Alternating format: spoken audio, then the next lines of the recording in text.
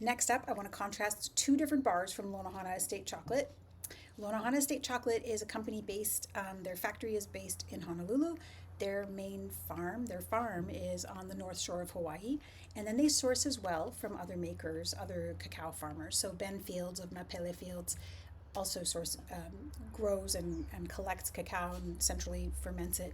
And Seneca of Lonohana Estate Chocolate sometimes sources from other locations, including the Big Island.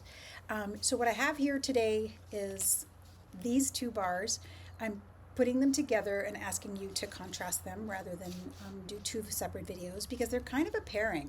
They're both 75%. They're both two ingredient bars. They're both from Oahu. They're both very, very similar in theory, but then when you taste them and you smell them, they're quite different.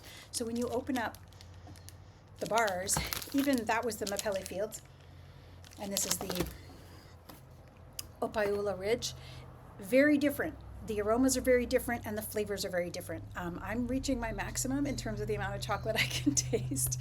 So I'll just say that for me, the contrast between the two was the Mapele Fields to me was this incredibly like bold and strong and intense, in a good way, flavor, where the Opaeula Ridge, I have a hard time with pronouncing things.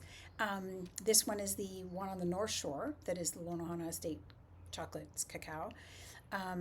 This one is a little more just sort of demure and gentle. You know, towards the end, it almost feels like, is there vanilla in here? It's like softer, rounder, not as strong and bold. So depending on what you like, you can sort of contrast these two. It gives you a sense of how important terroir is, how important fermentation, different post-harvest processing, how that can impact cacao, as well as the genetics that started. And I'm not going to claim to understand what the difference is between the two in terms of how much is genetics, how much is post-harvest, but the same maker made and sort of like brought forth the best that he could from the beans, from these two different types of beans. So check them out, see what you think.